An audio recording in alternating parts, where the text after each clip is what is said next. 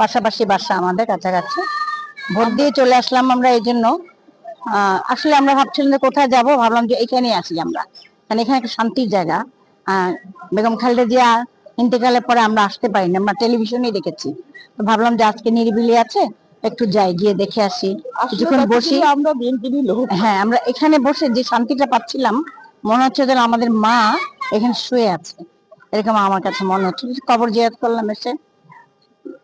আর তারপরে বলবো যে গণতন্ত্রের ধারক বাহক, ধৈর্যশীল, ধৈর্যের যে একটা গুণ, ধৈর্যের যে একটা মানে পরিণাম, পরিণাম না বলবো না, যে ধৈর্য ধরলে যে কতটা মানে পুরস্কার পাওয়া যায়, সেটা আল্লাহ তাআলা এই পৃথিবীতে দেখাই দিচ্ছে, তাকে পৃথিবীতে দেখাই দিচ্ছে।